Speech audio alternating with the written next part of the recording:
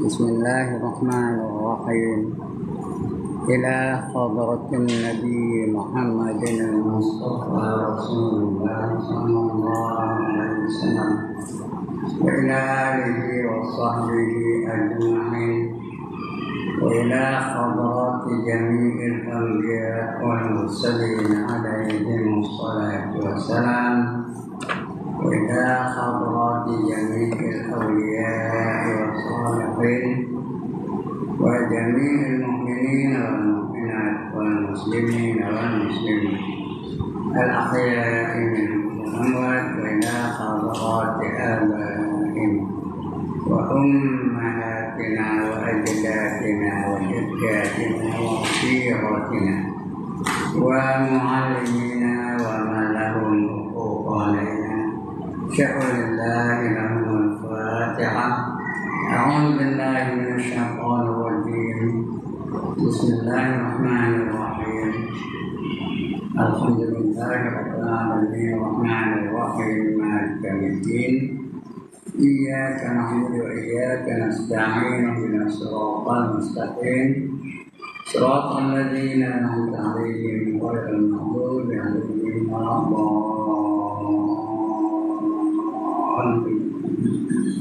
آمين.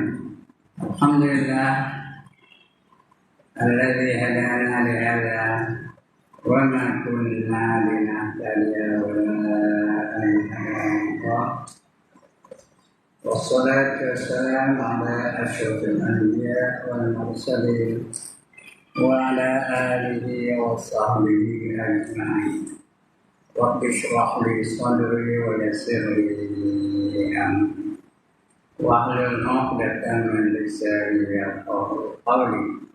سبحانك لا علم لنا إلا ما علمتنا إنك أنت العليم الحكيم. ولا حول ولا قوة إلا بالله العلي العظيم. أما بعد. Yang dimuliakan warga Kota Raja,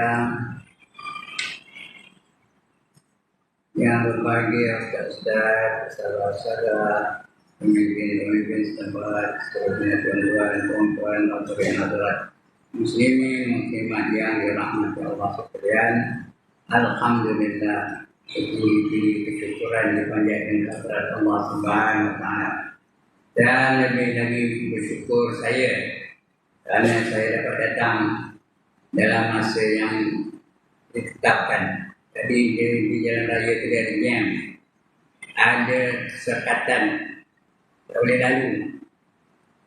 Tapi saya datang sampai ke saya sebelum 9.30. Alhamdulillah. Ingat dah tak tempat lagi, kalau tak tempat tak datang pun balik rumah saya. Saya ingat tu aksiden apa bukan aksiden. Pokoknya dia betul ke jalan raya tu. Ataupun dia mengatakan jadi satu lorong. Kalau mula ada 3 lorong jadi satu lorong. Dia tak ada lama. Ada lama tu lama juga. Ngajang tu. Saya ingat tu tak tempat datang tu. Kalau tak tempat kena ganti usahaan lah. Saya kalau tak tempat saya nak balik jalan. Jangan boleh datang. Alhamdulillah. Baik. Jadi mudah-mudahan kehadiran kita pada pagi ini akan memberi manfaat dalam kehidupan kita. Yang pertama, kita dapat ilmu yang bermanfaat. Jika ada ilmu yang bermanfaat, kita amalkan ilmu itu dalam hidup kita. Karena ilmu itu untuk diamalkan. Bila kita amalkan satu ilmu, Allah akan tambahkan ilmu itu lagi bagi kita, walaupun kita tak belajar. Tapi otomatik Allah bagi dia penambahan ilmu. Ini janji Nabi ini. Man amila bima ilma warasahu Allahu ilma ma lam ya'lam. Barang siapa mengamalkan satu ilmu, maka dia akan ditambahi atau diwariskan baginya ilmu-ilmu yang lain yang dia tak perlu belajar. Dapat dia, faham aja dia, seperti aja dia. Itu namanya ilmu laduni. Bersyarat mengamalkan ilmu. Itu guna ilmu. Sebaliknya kalau kita amalkan ilmu itu, Ada ilmu tapi tak amal. Macam ada pokok tapi tak berbuah. Apa guna pokok tu? Ya. Al-ilmu bila amalin kasyajari bila samarin. Ilmu tanpa amal seperti pokok yang tak nak berbuah. Pokok ada, tapi buah tak ada. Pokok royan. Musang king tu 1000 pokok. Sebuah pokok pun tak ada buah. Apa guna? Tebak dan bakar juga. Ya? Tak ada apa perbezaan. Tapi kalau dia ada pokok aja, berbuah lebat dah tu, entah. Kaya dia, pokok dia kaya. Begitulah orang ada ilmu tapi tak amalkan. Jadi mudah-mudahan kita amalkan ilmu itu dan dapat kita manfaat dari ilmu yang kita amalkan. Kan? Baik, untuk pagi ini kita sambung lagi pembacaan kita. Tajuk kita ni masih bab sedekah. Ya. Ada harta sedekah kan? Belanja jalan Allah. Itu Allah sarankan ya. Kata Allah Al-Quran, masalul ladzina yunfiquna amwalahum fi sabilillah kamasali habbatin ambatat sab'a sanabila fi kulli sumbulatin mi'atu habbah wallahu yudha'ifu liman yasha' wallahu wasi'un 'alim. Bandingan mereka yang menafkahkan harta mereka jalan Allah adalah laksana seorang menanam sebiji benih. Menulis biji je benihnya. Yang tumbuh darinya 7 tangkai. Tumbuh dalam biji benih itu 7 tangkai. Pada tiap-tiap tangkai ada 100 biji benih. 100 kali 7. 7 tangkai, setiap tangkai ada 100. Apa semuanya? 7 kali 100 orang, 7 hati. Begitulah. Dia gunakan harta di jalan Allah. Sehingga dia derma untuk jalan Allah, Allah balai balik 7 hati ringgit. 10 ringgit, Allah balai balik 7,000 ringgit. 100 ringgit, Allah balai balik 70,000 ringgit. Nah, itulah seterusnya. Itu bandingan. Wallahu wasi'un 'alim. Sedangkan Allah berpendaharaan yang amat luas dan Allah Maha mengetahui. Baik, untuk pagi ini, sambung baca. Kita baca aja, bukan saya ngajar pun, saya baca aja. Dan tuan-tuan dengar. Nah, sayubialah hendaknya seseorang itu bila mengeluarkan sedekah tidak melupakan kaum kerabatnya. Nombor 1 kerabat dulu, wajib kurba dulu. Itu bawa wal yatama, itu wal yatim. Wajib kurba wal yatama wal yatim. Jadi kerabat dulu, pazaria dulu, adik adik dulu, pupu dulu. Itu baru cari anak yatim. Nah, lepas itu orang miskin, orang masakin, orang yatim, kan? Orang miskin dan juga anak yatim. Tapi adik-adik dulu, keluarga dulu. Ya, mendahulukan mereka dulu. Tidak melupakan kaum kerabatnya dan keluarganya yang berhajat. Kalau mereka berhajat lah. Kalau ada yang miskin-miskin mereka, bantu mereka. Tidak pantas ia bersedekah kepada orang lain. Artinya, tak digalakkan dia bersedekah kepada orang lain. Sedangkan keluarganya masih memerlukan bantuan dari dia. Dan meninggalkan kaum kerabat sendiri. Orang lain, baru ia membantunya. Kerabat dia biarnya lapor. Dia biarnya menderita. Dia biarnya sengsara. Dia biarnya dalam azab. Orang lain kepada pepatahnya apa? Kera di hutan disusui. Jadi apa? Kera di hutan disusui lagi. Anak sendiri dibiarkan kelaparan. Ya. Jadi kita nak begitu. Anak dulu kan, keluarga dulu, isteri dulu, anak-anak dulu. Lepas itu baru sepupu. Lepas itu baru 2 pupu dan sebagainya. Mula-mula keluarga dulu. Jangan tinggalkan kaum kerabat sendiri. Sabda Rasulullah SAW, al-muta'addi fi sadaqati kama na'ya Kama ayat ni ya, kama ni ya. Orang yang orang yang mengenepikan sedekah. Orang yang mengenepikan sedekah dari kaum kerabat sama seperti orang yang tidak mengeluarkan sedekah. Macam tak sedekah, walaupun dia sedekah tidak, sedekah pada kaum yang jauh, orang yang jauh. Tapi kerabat dia punya menderita, dia punya sengsara, dia punya azab, dia punya kebuluran. Itu macam orang tak ada sedekah lah. Tak dapat pahala sedekah.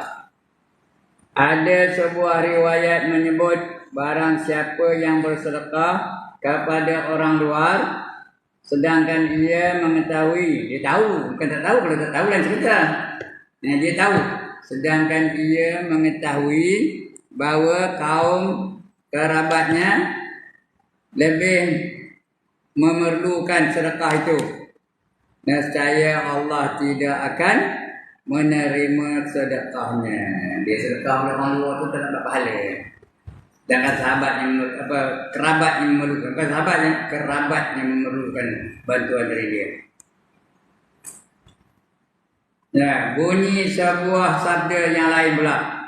As-sadaqatu 'alal ajaib.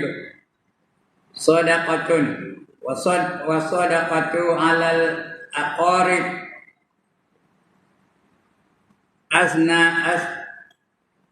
Iznatani sadaqatun sadaqatun wasilah. Bersedekah kepada orang lain adalah satu sedekah. Memang sedekah tu untuk orang lain tu, tapi dengan syarat keluarga dia tidak ataupun kerabat dia tidak diabaikan. Jadi sedekah tu bagus, sedekah kepada orang lain dia. Dan bersedekah kepada kaum kerabat sama dengan dia, sama dengan dua sedekah, dua kali sedekah, dua kali pahala, dua kali ganda pahala bersoalnya, sama dengan dua sedekah. Ada apa nanti? Ini aqrab al-aqaribil natani. Tiga tu. Sedekahun wasilah, yaitu sedekah dan perhubungan silaturahim, dan menghubungkan silaturahim. Wasilah itu silaturahim. Kalau pendapatku pengarang ni lah, bukan pendapat Ibrahim ya. Pendapatku pendapat pengarang. Siapa? Syekh Habib Abdullah Al-Haddad. Pada pendapatku hal itu perlu dalam keadaan kaum kerabat tidak begitu terdesak dalam keperluan. Jadi kalau kerabat dia tidak terdesak sangat, boleh sedekah orang lain ya.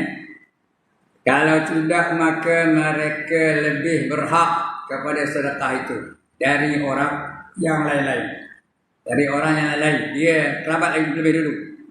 Tetapi jika sedekah yang hendak itu dikeluarkan, itu sebagai sangat banyak, boleh meliputi kaum kerabat dan orang luar. Kalau dia kaya benar, kerabat dia nak bantu, orang luar boleh bantu, boleh dua-dua boleh bantu ya. Tak bolehlah kepada untuk orang luar tadi ya. Maka bolehlah dibahagikan kepada mereka bersama. Dua-dua dapat, kerabat pun dapat, orang luar pun dapat. Di mana sedekah itu akan menjadi kepada orang yang lain sebagai sedekah saja. Pada orang lain dapat pahala sedekah. Pada kerabat dua kali ganda, pahalanya dua kali ganda. Dan kepada kaum kerabat menjadi sedekah dua sedekah dan perhubungan silaturahim. Dah dapat sedekah mendapat, silaturahim mendapat. Menghubung silaturahim. Silaturahim itu penting.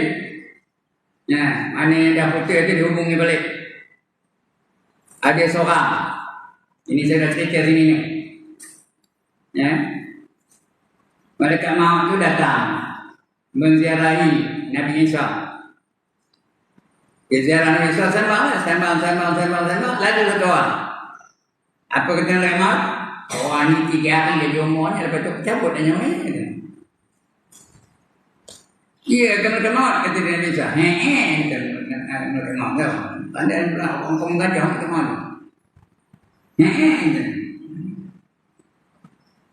Tak ada apa berlaku. Masing-masing balik rumah masing-masing. Mereka kembali tempat dia, rumah apa tak tahu lah. Nabi Isa kembali ke rumahnya. Selang beberapa bulan lepas itu, datang balik malaikat maut menziarahi Nabi Isa. Sembang balik. Tengah sembang tu, lalu orang yang dikatanya akan dicabut nyawa selama 3 hari tu. Ini saya cerita di kitab ni kalau melongok tau. Baca kitab namanya Syairul Salikin, ada jumpa tu ya. Lalu orang tu kata dia benda kelamat, 3 hari lagi aku nak cabut nyawa dia. Itu dia beberapa bulan sudah. Tengok ada lagi, elok aja. Nabi Isa pun ada lah. Oh kamu nipu aku ya. Kamu kata umur orang ni 3 hari aja. Tengok ni dah berapa bulan lah. Tak mati-mati lagi. Tak ada kamu cabut nyawa dia. Kamu nipu aku ya. Kata malaikat maut, aku ni malaikat. Mana reti nipu. Malaikat tu yang akhlak ni tak pernah nipu. Allah dah khabar dalam Quran, la yahsubunallaha ma amarum. Mereka tak pernah ingkar kepada Allah tentang apa saja yang diperintahkan kepada mereka. Wa yaf'aluna ma yu'marun. Mereka mengerjakan apa yang diperintahkan Allah kepada mereka. Jadi aku malaikat mana reti nak nipu ni? Hati ni jawab lagi ni kata dia. Nabi Isa nanya kepada malaikat. Orang ini sepeninggalan kita dulu, kita balik ke tempat kita masing-masing, dia pergi menghubungkan silaturahim. Nah, dia menghubungkan silaturahim yang terputus. Tak tegur dengan satu orang tu, atau tak ada kesempatan nak tegur dengan dia pun hubungi balik. Cakap balik, bersama-sama balik, berbaik-baik balik dengan orang tu. Kerana dia menghubungi silaturahim itulah Allah panjangkan umurnya 30 tahun lagi. Kata dia malaikat maut, aku kepada Isa. Iya, kita bisa. Katanya. Jadi, tuan-tuan dan puan, kalau nak tanya umur, sila hubungi silaturahim yang telah terputus dulu tak jumpa. Nah, cari balik. Telefon ke, mesej ke, WhatsApp ke, boleh Instagram ke, apa saja hubungi balik. Nanti Allah akan panjangkan umurnya.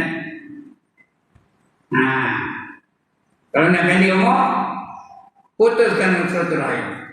Pasal tegur orang tak tegur, orang ni tak nak tegur, orang ni tak nak tegur, menjiran tak tegur, orang ni tak tegur. InsyaAllah pendek umurnya. Di samping tak dapat masuk syurga. Orang yang sengaja memutuskan silaturahim, yang tidak ada sebab, dia tidak akan dapat mencium bau syurga. 3 jenis manusia tak dapat mencium bau syurga. Pertama, orang yang mensyirikkan Allah. Kedua, orang yang derhaka, mati dan derhaka dan tak bertaubat betul. Tak usaha nak menghapuskan pendurhakaan itu. Yang 3, orang yang memutuskan silaturahim. 3 golongan ini sengaja saja tak nak tegur, sengaja nak gaduh, saja memaksa muka dengan dia. Tak nak cakap. Jumpa pun dia lalu ke lain. Saja. Maka orang jenis itu dia tidak akan dapat mencium bau syurga. Terus akan masuk syurga, mencium bau tidak dapat. Jadi kalau ada dulu-dulu kita ada orang-orang itu, hubungi balik. Mesej dia. Hantar surat pada dia dan sebagainya. Nescaya bukan saja mencium bau syurga, dapat syurga nanti. Dapat masuk dalam syurga. Dan panjang umur begitu. Ini bercerita berlakunya. Jadi dapat 2 pahala kalau kepada kerabat. Yang pertama tadi dapat pahala sedekah, yang kedua dapat pahala menghubungi silaturahim. Itu kata dia hadis sendiri kata Nabi ya. Bunyi sebuah hadis yang kita baca tadi ya. Jadi kalau kita sedekah kepada kerabat kita dapat 2 pahala. Pertama pahala sedekah, kedua pahala menghubung silaturahim. Pada pendapatku, kata dia Abu Adam tadi ya, hal itu perlu dalam keadaan kaum kerabat tidak begitu terdesak dalam keperluan. Kalau dia tak terdesak, Makan pun tak ada, bukan kerana tak makan, tapi tak cukup belanja. Dia tak terdesak sangat. Ya? Tidak terdesak sangat. Maka dia boleh bantu orang lain. Tidak terdesak dalam keperluan. Kalau tidak, maka mereka lebih berhak kepada sedekah itu. Kalau mereka terdesak, mereka lebih dulu patut menerima bantuan dari kita. Kepada sedekah itu dan yang lain-lainnya. Dari yang lain-lainnya. Yang lain itu elok dibantu, tapi dia bukan yang utama. Yang utamanya kerabat dulu. Itu baru yang lain-lain. Tetapi jika sedekah yang hendak dikeluarkan itu sangat banyak, boleh meliputi kaum kerabat dan orang luar, maka bolehlah dibagikan kepada mereka bersama. Boleh banyak duit, kerabat membantu, orang luar membantu, bantu dia duit. Itu yang lebih baik. Itu yang bagi sekali. Maka bolehlah dibagikan kepada mereka bersama, di mana sedekah itu akan menjadi kepada orang lain sebagai sedekah saja, dan kepada kaum kerabat menjadi sedekah dan juga perhubungan silaturahim. Kalau berkerabat ada dua pahala sedekah dan juga pahala silaturahim. Kalau orang lain dapat pahala sedekah je lah. Daripada sedekah pun banyak juga ya. Bukan kecil pahalanya, besar. Ada pun orang yang membawa sedekahnya keluar sambil meninggalkan kaum kerabatnya, dibiarkan kerabat itu menderita kesempitan hidup, kerabat sendiri, orang luar boleh benar. Padahal dia tahu benar bahawa mereka itu sangat memerlukan. Dia tahu mereka itu memerlukan bantuan, sangat memerlukan kepada bantuannya, maka nyatalah orang itu telah memilih jalan yang salah. Tak betul jalan itu. Dan mengenai kerabat itu. Manakala sedekahnya pasti tertolak. Menurut beberapa riwayat. Dia penting orang jauh ya. Orang dekat dia tak terpentingnya. Kerabat dia tak penting. Adik dia tak pentingnya. Ya, sepupu ni tak pentingnya. Mak data yang tak pentingnya. Opah ni tak pedulinya. Dia dengan orang lain boleh umrah. Tak dapat pahala. Sedekah tu tak dapat pahala. Mesti Allah ya. Dia patut mengutamakan kerabat dulu. Apabila kerabat itu semakin dekat hubungannya dengan anda, maka haknya dalam sedekah itu lebih kukuh dan patut kita jaga kedudukan mereka itu. Dan mengeratkan berhubungan kerabat dengannya lebih perlu dan wajib. Lebih perlu dan wajib. Kerabat yang lemah, miskin, lagi perlu lebih utama untuk menerima kebaikan dan hubungan silaturahim anda daripada kerabat yang kaya. Kerabat miskin tu bagai dia boleh bantu dia dapat pahala silaturahim, dapat pahala sedekah silaturahim daripada kerabat yang kaya tu bukan suruh kita musuh dengan dia, tapi kita korang bantuan daripada dia. Dia dengan cara dia sendiri, kerana dia kaya raya. Jadi tak apalah, tak ada kita susah hati dengan dia. Tapi yang miskin tu perhatikan selama-selama kita tengok ada tak di kampung kita tu sepupu kita macam mana, dua pupu kita macam mana, opah kita macam mana, tok kita macam mana, mak saudara kita macam mana, ayah saudara kita macam mana, dan sebagainya. Adik-adik kita macam mana, cek tengok kehidupan dia ya. Kerana kerabat yang miskin itu mempunyai dua hak, yaitu hak berkerabat dan juga hak miskin. Kerabat yang miskin itu adalah hak. Yang pertama hak kerabat, yang kedua hak kerana dia miskin. Orang miskin itu kita kena bantu juga. Wazil qurba wal masakin wal yatim, dan anak yatim.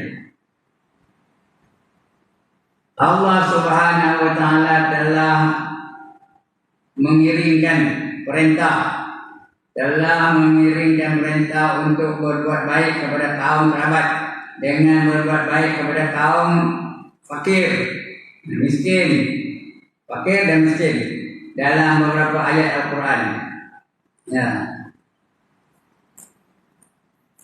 Apa ayatnya? Fatizal qurba haqqahu wal miskina wa ibnis sabil. Nah, berikanlah kepada kaum kerabat haknya dan juga yang miskin dan juga di antara mereka berjuang ibnis sabil. Nah, yang berjuang jalan Allah macam Muhammad sekarang ini sedang berjuang. Nah, jadi kita bantu mereka. Ada tabung-tabung untuk nak besi. Boboh dalam tu. Jangan gerkut, jangan bakhil, jangan ngajarin. Bantu mereka, mudah-mudahan membantu kita membantu menegakkan Islam. Kerana itu berjihad dalam Islam. Disuruh kita tu, litakuna kalimatullahi hiyal mulia. Litakuna kalimatullahi hiyal mulia. Agar kalimah Allah itu mulia di atas muka bumi ini. Mereka nak mengamalkan Islam, biar kita bantu dia. Mudah-mudahan kita dapat pahala perjuangan juga. Pahala syahid. Nanti kita bantu mereka itu. Yang biarkan jam yang kita tabung terlalu.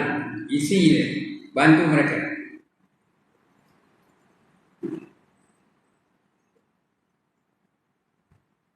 Ya Pak. Dan lagi firman Allah, wa atal mala ala hubbihi zawil qurba wal yatama wal masakin. Betul, saya baca itu ayat tadi. Nah. Wa atal mala ala hubbihi zawil qurba wal yatama wal masakin. Dan dia telah memberikan, ini apa puji golongan ini, dia telah memberikan harta yang dikasihinya itu kepada kaum kerabatnya, zawil qurba dulu, kemudian anak-anak yatim, wal yatama, anak yatim yang miskin lah. Anak yatim ada yang kaya, ada yang miskin. Tapi kebanyakannya anak yatim kaya, apa miskin lah. Jadi bantu mereka, anak yatim. Dan orang-orang miskin itu ada keluarga tapi dia miskin. Miskin terusnya ada pendapatan tapi tak cukup. Dia bantu mereka itu. Tapi lebih baik kalau bantu orang fakir. Orang fakir itu apa tak ada. Miskin ada tapi tak cukup. Fakir apa tak ada. Kalau fuqara, kalau Amir punya fuqara, kalau seorang fakir. Kalau lihat perempuan fakirah, bantu mereka itu. Dan ada lagi lain-lain ayat yang menganjurkan perkara yang sama. Banyak ayat lain. Semua itu tiada syak lagi bahawa orang yang mempunyai dua hak lebih utama, diberikan sedekah atau bantuan daripada orang yang mempunyai satu hak. Yang lain itu satu hak saja. Tapi kerabat dua hak. Orang miskin satu hak. Anak yatim satu hak. Orang fakir satu hak. Tapi kerabat dua hak. Yang pertama hak miskin, yang kedua hak silaturahim. Lantaran itu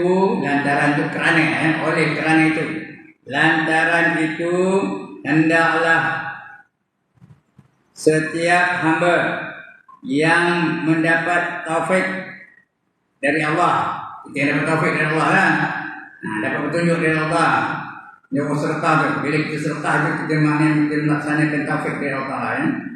Yang dapat taufik dari Allah, berusaha untuk menghubungi kaum kerabat. Cari mana adik-adik kita yang jauh tu. Apa dia mana tu? Kalau ada kerabat di Kedah ke, di Kelantan ke, di Terengganu ke, adik-adik yang jauh. Anak saudara kita ke, sepupu kita ke, ataupun dia tiga pupu kita ke, yang duduk di Pahang ke, di Kelantan ke, di Terengganu ke, hubungi mereka, cari, tengok keadaan mereka macam mana. Benda ada, karena mereka itu mengembara, mengantok. Cari mereka itu, hubungi mereka. Nah, hendaklah setiap hamba yang mendapat taufik dari Allah Ta'ala berusaha untuk menghubungi kaum kerabat dan kaum keluarganya dengan segala yang termampu. Segala cara yang termampu. Sekarang senang nak buat hubungan. Telefon ada, handphone ada, dalam handphone tu macam-macam ada, Facebook ada, Instagram ada, TikTok ada, bagaimana? Google ada, macam-macam. Boleh hubungi mereka, ya. Senang nak menghubungi sekarang ni. Yang jauh tak apa. Dengan segala yang termampu, yang mana kita mampu lah, atau yang berkuasa, yang terkuasa, yang termampu dan terkuasa, mana yang kita yang lalu buat. Untuk berbakti, membantu, memberi hadiah dan sedekah, menziarah, perdekat ziarah, menimbulkan apa? Berziarah lagi, menimbulkan sesuatu yang boleh menjadikan mereka itu gembira, beri hadiah ke apa-apa supaya dia menjadi gembira, dan senang hati. Dan seumpamanya dalam arti kata yang boleh menghasilkan kebaikan, yang boleh menghasilkan kebaikan. Hubungan silaturahim, dan kegembiraan hati mereka, biar seronok, biar gembira, biar bahagia. Jadi bantu mereka itu. Bila kita bantu tu, ingat dia kampung ni dia sayang, dia kampung ni dia tahu dia aku ni menderita, tahu dia ni aku ada keperluan dan sebagainya. Di mana dia tahu tu, gembira ada, seronok ada. Lagi-lagi kalau mau dia berdoa untuk kita, ya Allah, selamatkanlah dia itu, bahagiakanlah dia itu, sejahterakanlah dia itu, karena dia bantu aku. Janganlah hendaknya mensia-siakan perintah menghubungkan silaturahim. Jangan sia-siakan. Cari mana kawan-kawan yang dulu dah terputus hubungan. Jangan sia-siakan. Cari dulu, ya. Yang mana ada putus hubungan tu, cek balik, tanya kawan-kawan dan sebagainya. Berapa nombor telefon dia dan sebagainya. Usaha. Hendaklah janganlah hendaknya dia mensia-siakan perintah menghubungkan silaturahim. Silaturahim ini dengan merasa malas, jangan malas atau fikir, jangan kerkut. Aku hubungi dia ni, aku lah kena terima dia, aku lah kena bantu dia. Tak payahlah, jangan. Bukan kerana malas, bukan kerana fikir, yang kerana kerkut. Atau memandang ringan terhadap hak mereka yang telah dipandang berat dan besar oleh Allah Ta'ala. Allah memandang mereka berat dan besar, kita memandang ringan. Makanya ni kan, alah lantak lah. Dia punya hak, aku punya hak. Besar betul boleh. Kerana Allah Ta'ala telah mengancam. Allah Ta'ala buat kita ni dengan seberat-berat ancaman. Orang biarkan itu seberat-berat ancaman datang dari Allah terhadap orang yang memutuskan perhubungan silaturahim. Memutuskan hubungan silaturahim, itulah diancam oleh Allah dengan seberat-berat ancaman. Apa dah? Tak usah kena masuk syurga, mencium bau syurga tak dapat. Jangan sekali-kali memutus silaturahim. Jangan tak tegur. Dia tak tegur lain pasal. Dia tak nak tegur kita. Itu dia punya pasal. Biar dia tak nak masuk syurga. Kita nak masuk syurga. Biar kita. Jangan kita bersengaja tak nak tegur dia. Ada jenis orang itu lah. Dia tak nak tegur. Memang kita orang jauh orang paling misalnya. Kalau salam memang kita pergi tempat lain. Sampai di dia kita dia bersalam dengan orang lain. Kan kita nak salam dengan kita. Itu ada yang jenis itu. Itu dia punya. Bukan salah kita. Kita nak salam dengan dia. Dalam hati kita ingat kita nak salam kita. Dan kita niat memaafkan segala kesalahan dia. Bukan tenang tu. Nak memaafkan segala kesalahan dia. Atau kalau dia ada hutang kita, menghalalkan segala hutang-hutang dia kepada kita. Itu yang lebih baik ya. Nah begitulah. Jangan memutuskan silaturahim. Maka itu Allah ancam ya. Maka atas setiap hamba mencuba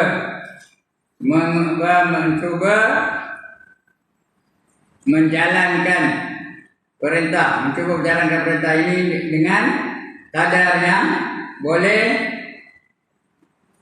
dan mampu, kadar yang mampu dan kadar yang boleh kita buat. Dan yakinlah Allah akan membantu kita. Kalau kita niat baik, Allah akan bantu insyaAllah. Dan memaafkan terhadap perbuatan yang kurang sempurna. Apa saja perbuatan kurang sempurna, Allah maafkan. Allah terima ibadah kita. Sabda Rasulullah SAW, "Ballu arhamakum walau bisalam." Artinya apa?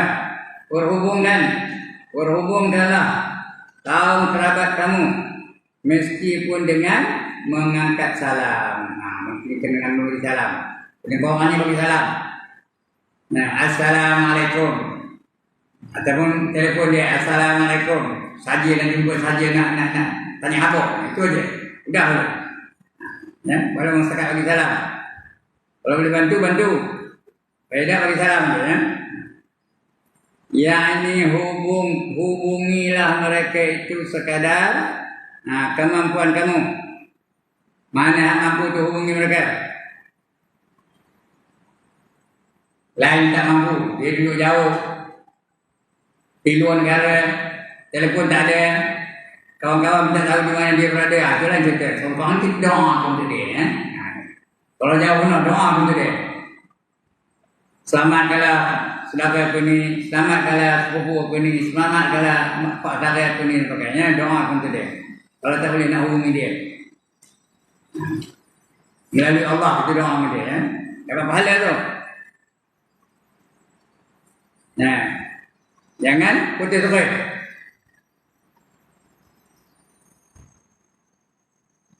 Mereka dia. Mungkin sebabnya ialah kerana kejelekan. Dalam zaman ini banyak orang tidak mengambil berat terhadap perintah menghubungkan tali silaturahim. Banyak orang tak ambil berat. Sering mengabaikan, buat tak tahu je, McDonald je. Sering mengabaikan ialah kerana kejelekan keadaan yang menimpa orang ramai. Kerana orang tu kadang-kadang hidup jelek, miskin, tak ada kenderaan, tak ada harta, pakaian tak elok. Itu diabaikan ya. Kerana kejelekan menimpa orang ramai dan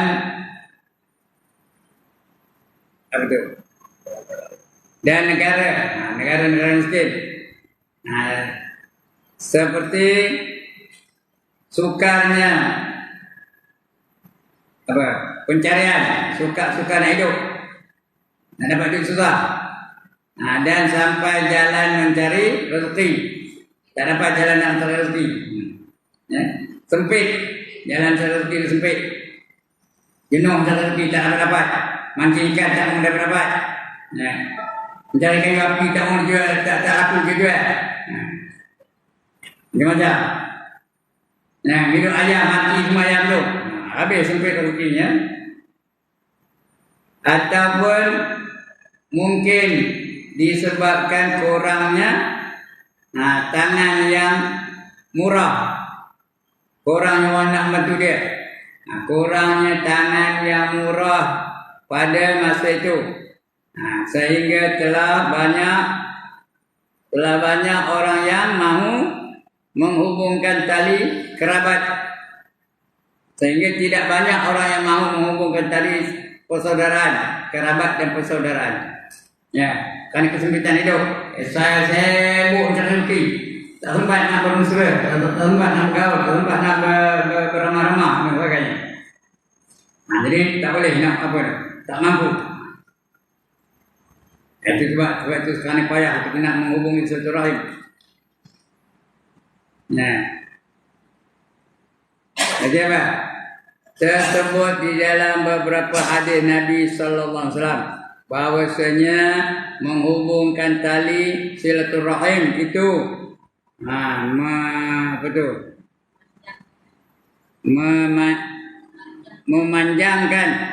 memanjangkan umur. Saya dah cerita tadi. Yang umurnya 30 tahun lebih panjang, kerana dia menghubung silaturahim, memanjangkan umur dan menambahkan harta kekayaan. Jadi kita tambah harta ya. Jadi selalu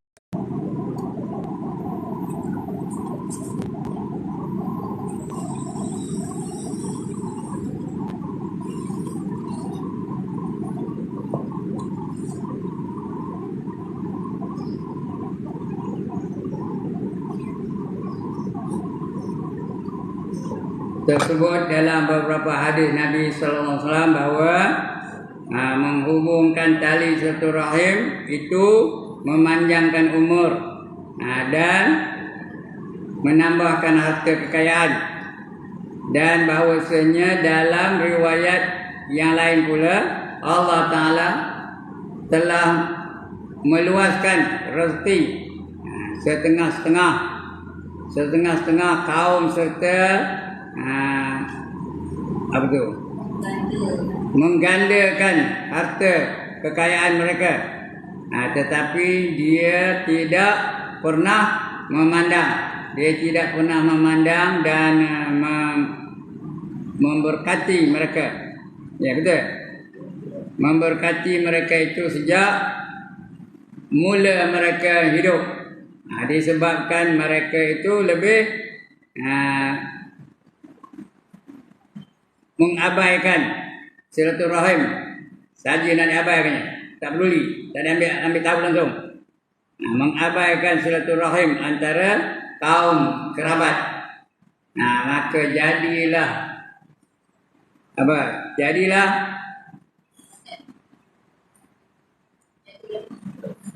memutuskan silaturahim itu berlawanan dengan bicara yang mula-mula tadi. Jadi dah tak ada lagi silaturahim dah. Dah putus silaturahim saja kerana dia sibuk dengan pekerjaan, sibuk dengan jalan rezeki dan sebagainya. Baik, itu silaturahim ataupun kaum kerabat. Nabi seru kepada kaum kerabat tu, jangan biarkan mereka tu terbiar begitu saja, tak ada terbela. Selain berkerabat, nombor satu lagi, nombor tu anak isteri. Itu nombor satu. Ya, itu kita baca tentang berbakti kepada anak isteri. Kita kena baca betul ya.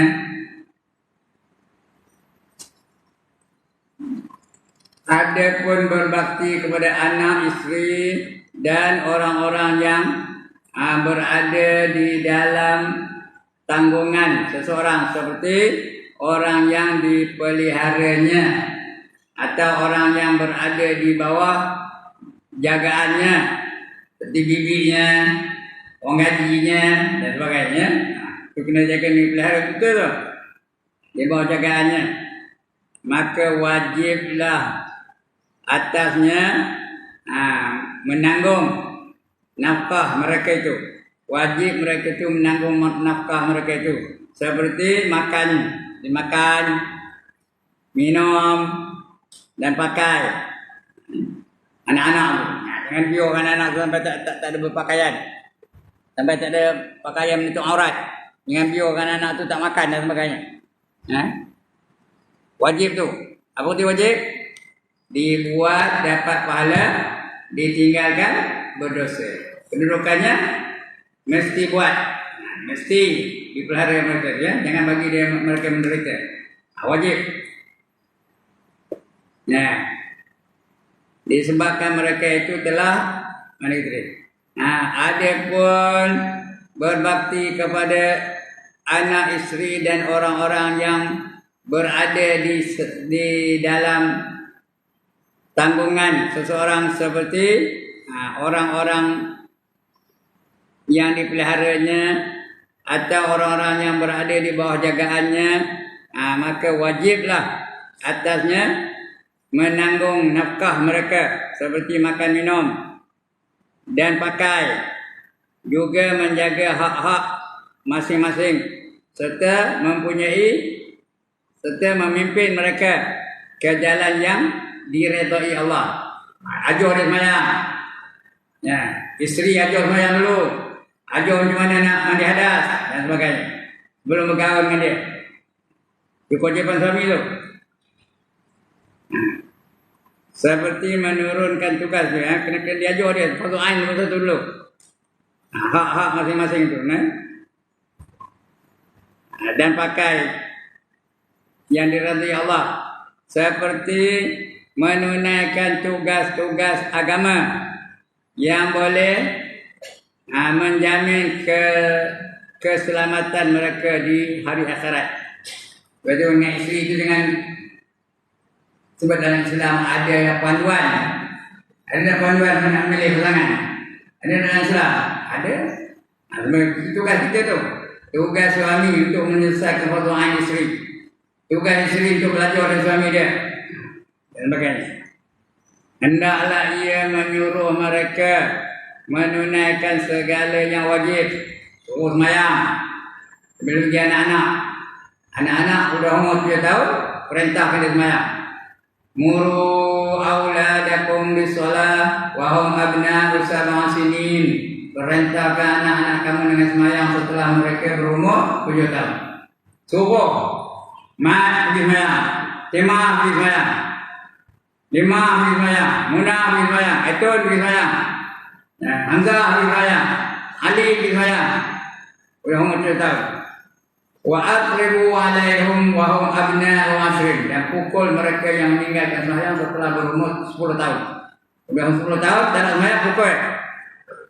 Jangan tampar dengan rotan. Dia rasa sakit, ya.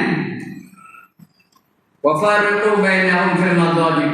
Dan pisahkan tempat tidur mereka. Di pulau lelaki dan perempuan tu sudah umur 10 tahun, pisahkan tempat tidur mereka. Jangan bagi mereka tidur bersama. Itu anak tu wajib tu. Hendaklah ia menyuruh mereka menunaikan segala yang wajib, dengan menjalankan segala perintah.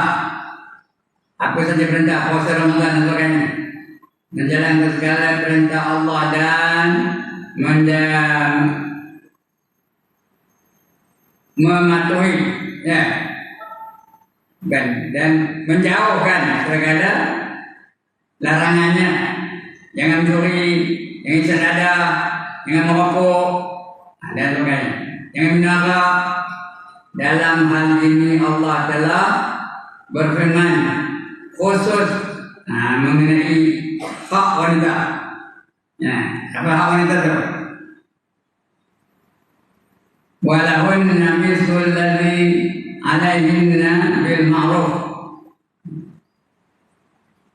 Walahunna mislul ladzina alaihinna bil ma'ruf. Kaum perempuan itu mempunyai hak. Hak apa? Seimbang dengan kewajiban. Secara patut. Secara patut. Yang membuat ada hak. Hak makan, hak bahagia, hak pakaian dan sebagainya, hak tempat tinggal dan sebagainya. Firman-Nya lagi, wa ashiruhunna bil ma'ruf. Dan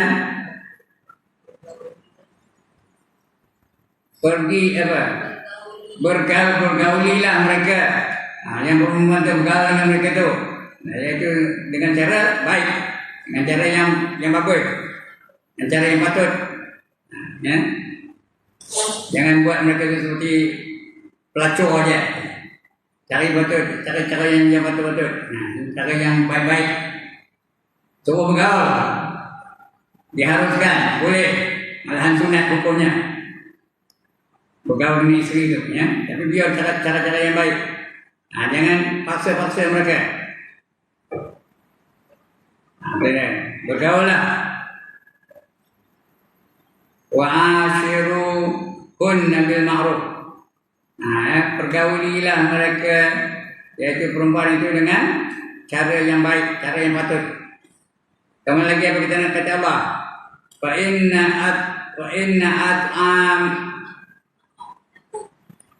inna at'anakum fala yuqar fala yafu alaihinna sabila. Nah, jika mereka menurut kemauan kamu, maka janganlah, kalau mereka menurut kemauan kamu, janganlah mencari jalan untuk menganiayai mereka. Kalau dia nyebut, kalau isteri itu menurut kehendak kita, jangan cari jalan yang menganiayai mereka. Nah, sentiasa juga adil dalam mereka, ya. Nah, karena istri itu pakaian kamu dan kamu juga pakaian mereka. Ya. Sabda Rasulullah SAW, istausu, coba, binisa'i khairan, ada satu itu, binisa'i khairan. Nah, memesanlah dengan baik terhadap kaum perempuan. Rasulullah SAW sentiasa memesankan kita supaya memelihara kaum wanita, yaitu isteri-isteri, dengan baik. Nah, ya, dengan baik. Lagi apa? Berbelas kasihan terhadapnya dan mempergauli mereka dengan perasaan kasih sayang. Bergaul mereka dengan perasaan kasih sayang. Nah, ini istri-istri itu. Jangan biarkan memaksa aja, jangan suruh aja. Tak nak makan tampor dan sebagainya. Jangan sekali menangani istri itu dengan penampor. Jangan sekali. Ya. Itu orang kawin aja kan, jangan ikutkan perasaan marah aja. Iya Pak, sabda Rasulullah SAW, khiyarakum linisa'ihim, khiyarakum linisa'ihim. Artinya sebaik-baik kamu ialah orang yang baik terhadap istri-istrinya. Paling baik apa? Nabi lah. Sedangkan Nabi isteri berapa orang? 9 orang dia bersama dengan isteri itu. Sekali dalam kedua dia bersama dengan isteri dan 9 orang. Ya, tak. Yang sebelah itu ada yang meninggal dunia, ada yang apa? Yang jauh. Nah, tapi 9 orang selalu bersama dengan dia. Nah, jadi dia paling baik dengan isteri dia. Tak ada pernah isteri itu komplain karena dia menzalimi mereka atau mengabaikan mereka dan sebagainya. Nah, itu isteri Nabi, ya. Nah, kita ada seorang selalu jaga benar. Nah, yang cakap ni seorang aja. Itu kan tak ada layan baik. Nah, bio aja dia, ya, dan sebagainya. Mbak tuan betul ya, seorang aja. Sampai ada 2 kan? Mana ada 2? Karena semua ni ada penyakit apa? Penyakit TB. Semua lelaki yang ada ni penyakit TB. Apa TB? Takut bini. Itu satu tu. Sebaik-baik kamu ialah orang yang baik terhadap isteri-isterinya, ya. Dan sabdanya yang lain pula, khairukum li ahli wa ana khairukum li ahli. Artinya apa? Baiklah kamu. Khairukum itu baik kamu. Sebaik-baik kamu ialah orang yang baik terhadap istrinya. Dan akulah orang yang paling baik terhadap istriku. Yang paling baik Nabi lah terhadap istrinya. Tak pernah melakukan kekasaran terhadap istri dia. Usahakan nak mukul, dekat kasar tak pernah. Semua isteri-isteri dia tu. Kerana isteri itu bukan semuanya muda-muda, setengahnya tua. Tapi dia yang tua pun dia layan dengan sempurna.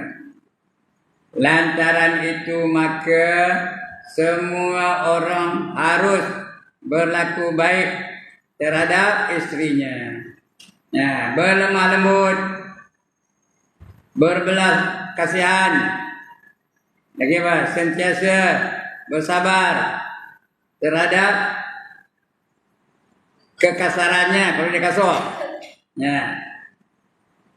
Menanggung segala buruk baiknya. Buruk apa?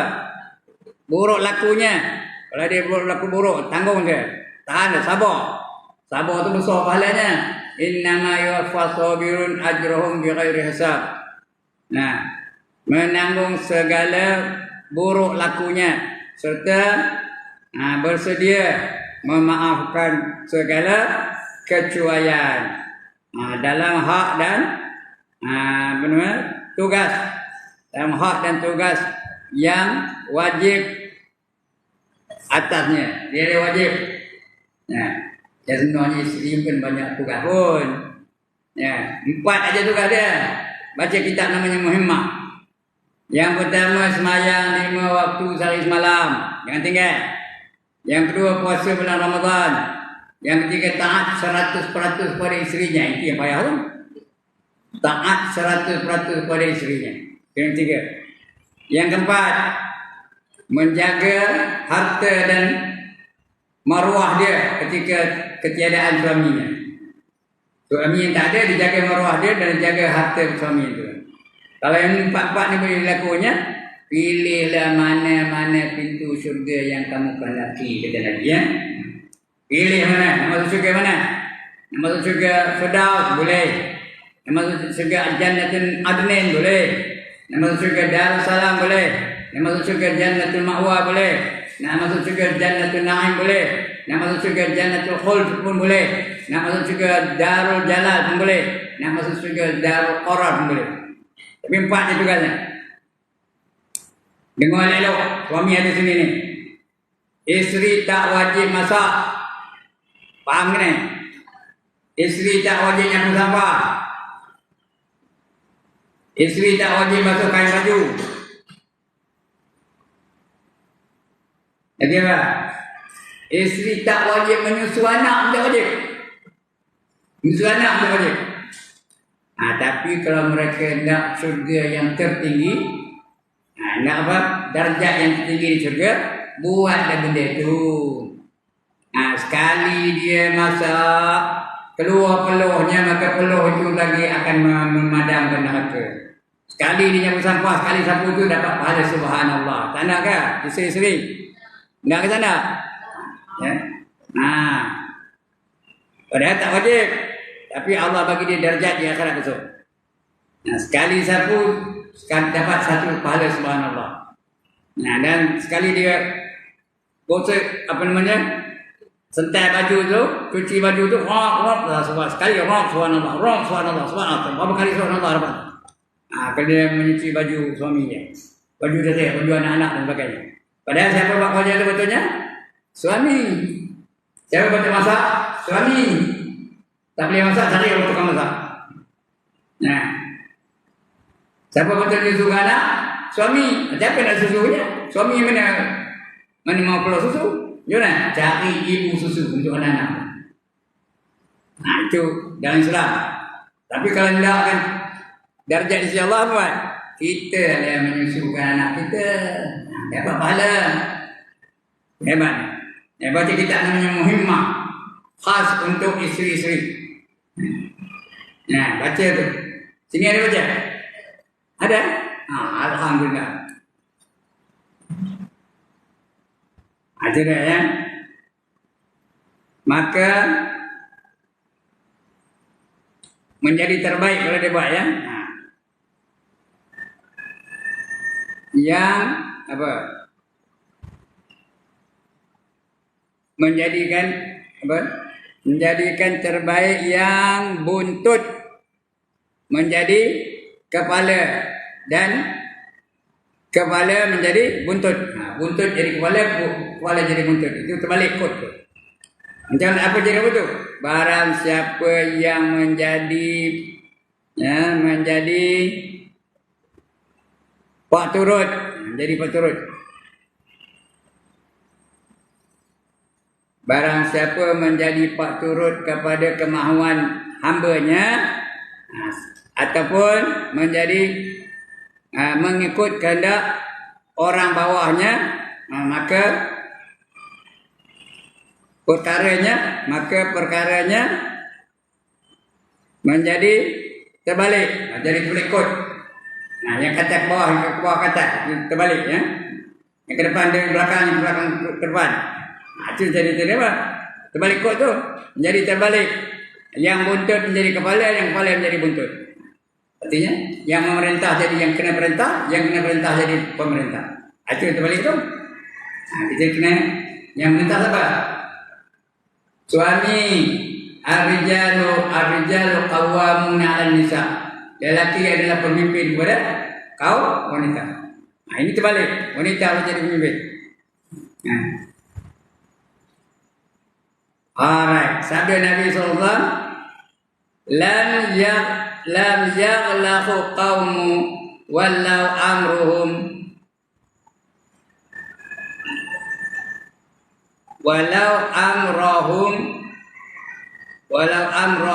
ra'atu.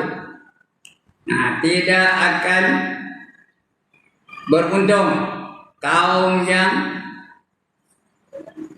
menyerahkan, tidak akan beruntung kaum yang menyerahkan urusannya kepada seorang perempuan.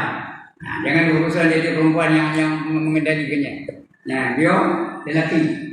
Kita buat, jangan serah kepada perempuan. Ni apa keputusan nak perempuan dia? Nak beli apa? Tak apa. Beli dah. Abang ambil lah dia pun beli ya. Semua queen control. Tahu queen control? Jangan queen jadi control. Kita control dia. Ini panduan rumah tangga ya. Saya senang je ya. Saya sudah berumah tangga 50 tahun lebih. Tak ada bergaduh susah tak ada. Hak sama-sama muka tak ada lah. Marah-marah tak ada ya. Mana yang tak bergaduh. Tapi tak ada bergaduh susah ada. Kalau agak dia marah apa buat? Apa buat? Kalau dia peng tak berhenti, saya pun start motor. Start motor pergi bukan. Hantar akan marah katil, marah bangku, marah dapur, marah apa. Hantar lah. Dia tak ada. Itu bawa balik. Sambung lagi. Kalau sambung lagi apa? Jangan balik dalam tu. Tak ada pernah berlaku. Itu. Tapi kalau sambung lagi, jangan balik dalam tu. Tidak tempat lain. Tak tahu mana berlaku itu. Selalunya bila balik diam. Betul kan? Jadi sudah. Kalau seminggu itu balik balik mana lah. Jangan balik. Itu hantar mesej. Aku nak kahwin betul lagi. Benar? Bila hantar mesej betul tak? Tak jadi dia marah ya. Itu cara saya. Betul semua ikut ni. Nak tahu macam mana saya boleh bertahan. Selama 50 tahun lebih. Dengan isteri saya. Jadi lantak dia nak marah. Pergi marah katil. Marah cermin. Marah bangku. Marah dapur dan sebagainya. Marah koyok. Lantak marah. Ya, memang baik. Takkan saya kata opah tak baik. Juga sekarang saya tahan. Opah sekarang ni apa tak lalu. Bangkit tak lalu, duduk tak lalu, makan tak lalu. Saya sama je lah. Ya. Lebih 50 tahun dia jaga saya. Melahirkan 7 orang anak. Nah, sekarang ini baru saya jaga dia. Sabarlah dengan baik. Nah, mudah-mudahan ya. Itu sabar. Apa dia? Umur dia. Nak terbalik ke nama betul? Umur betul 74. Saya lagi muda. Saya baru 18.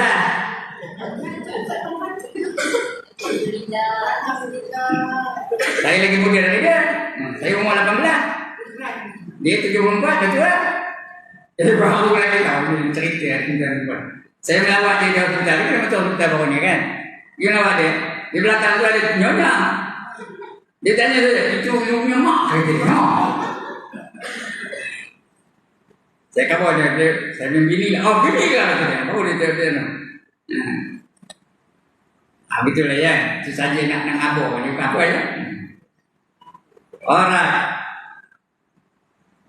Berkata Al-Hasan Al-Basri. Hasan Al-Basri. Namanya Hasan. Dia duduk di Basrah. Basrah itu apa? Satu bandar di dalam negeri Iraq. Hasan Al-Basri. Digelar Hasan Al-Basri. Nah, ulama-ulama dulu memang itulah. Dia selalu mengambil tempat dia tinggal tu.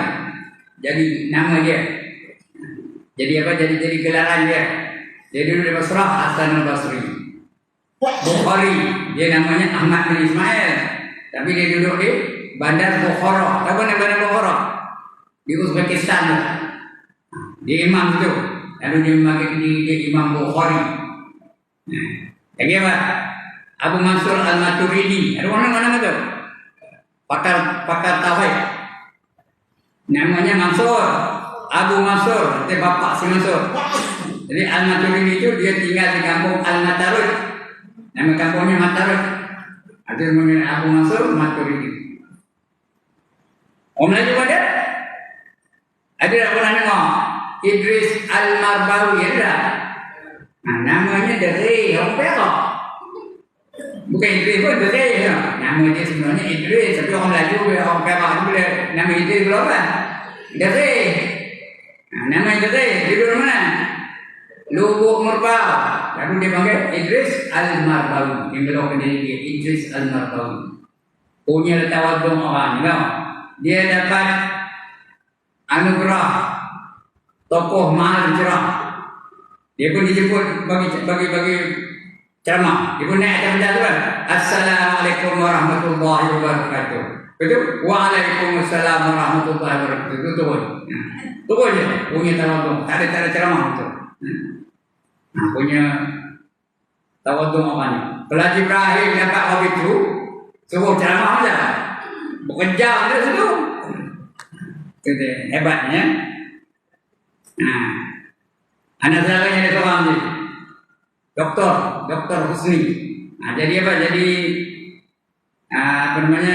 majlis fatwa negeri Perak. Salah satu ada perannya. Doktor Husni. Ada seorang anak saudaranya baru meninggal dunia di Manjung. Namanya Humaydi Humaydi baru meninggal dunia. Saya kalau ngajar di Manjung mesti pergi kedai dia. Makan nasi Arab. Masih ada dia tu lah. Orang tak datang heboh dia. Kenapa tak datang lagi? Free betul. Itu yang best tu. Tak ada duit. Bukan saya aja. Rombongan dengan saya semua free malam tu. Itu dia namanya Humaydi. Anak saudara kepada Idris Marbawi. Jadi kita pun boleh. Kita pun boleh buat nama kita tu. Ya? Macam Ibrahim. Dia punya apa? Ibrahim Al-Kampari. Boleh? Tapi saya tak nak Al-Kampari tu. Kalau boleh Ibrahim Al-Kampung Gajah. Alright. Itu Hasan Al-Basri ya. Berkata Hasan Al-Basri ataupun Hasan Al-Basri rahimahullah ta'ala, seorang lelaki yang menurutkan kemahuan istrinya, melainkan Allah akan menjerumuskannya ke dalam neraka. Kata Hasan Basri. Kalau dia menurut kata-kata isteri, esok akan dimasukkan neraka. Kenapa? Menurut yang tak baik lah. Jangan pakai coba bang.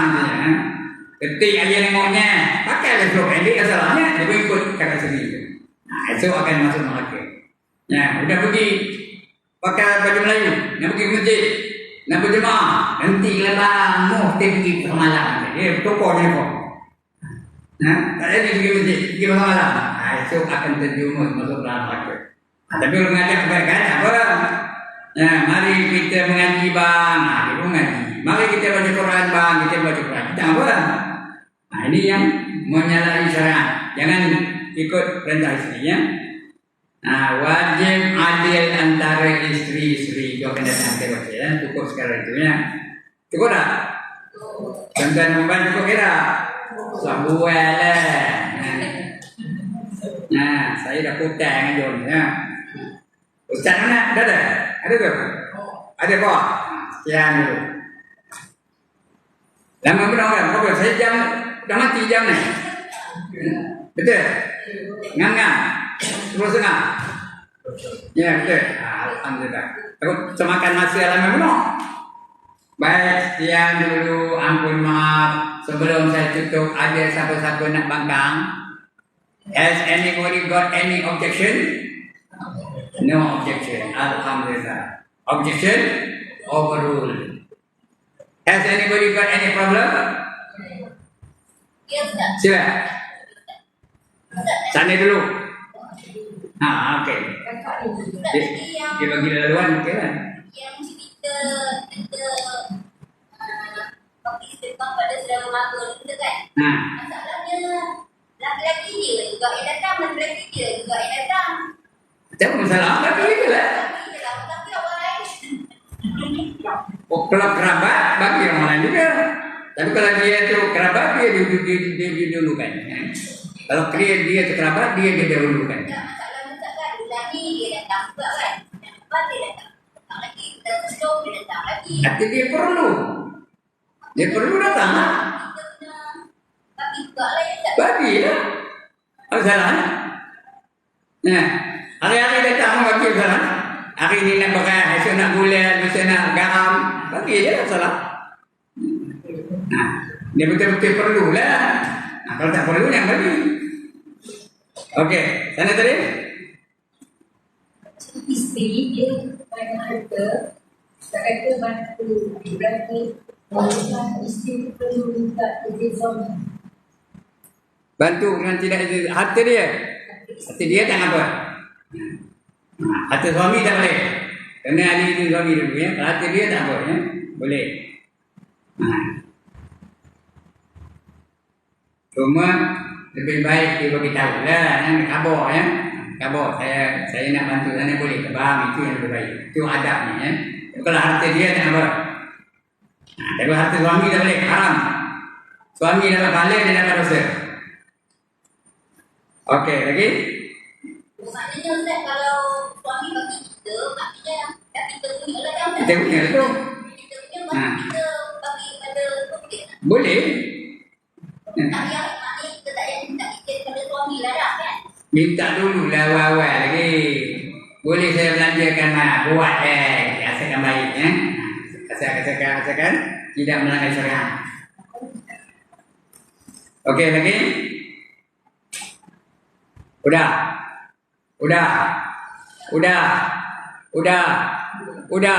5 kali udah lagi. Sekian. Ya, ada lagi tu. Tak, boleh tak? Sedekah kita niatkan sebagai zakat cicil juga kita atau orang yang Niatkan apa? niat sebagai zakat yang tercicil zaman dulu muda-muda dulu. Zaman muda dulu ada zakat yang tak tertunai.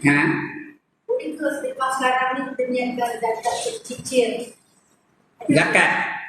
Qadha zakat. Hukum ada. Ya. Kalau ada zaman dulu. Kalau ada. Kalau Tak ada. Dia dalam Islam ni tak ada apa? kita tahu Ustaz. Tak ada kemungkinan tak ada. Kalau kita dah bayar lah. Kalau tak iya lah. Kan zaman dulu kan macam pendapatan tu kan orang yang berpendapatan yang memenuhi gaji tu. Dan dulu ada khilaf pada zakat ni, kemudian apabila mengatakan takkan bayar baru potong gaji pendapatan. Kalau dia betul-betul tak bayar, boleh lah. Kalau betul-betul dia tak bayar, tak ada keluaran zakat, memang dia tak tahu, kira-kira tak ada lah. Dia kira-kira tak ada lah. Agak pendapatan ni dia gelap kan. Itu nilai dari itu lain. Dia zakat yang gunanya bukan ada kodok-kodok, yang tak ada. Tapi kalau dia niat itu mudah-mudahan dapat pahala, yang mudah-mudahan.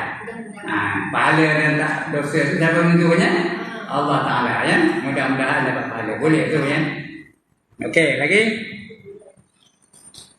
Habis. Sekian dulu aqulu qawli hadza wa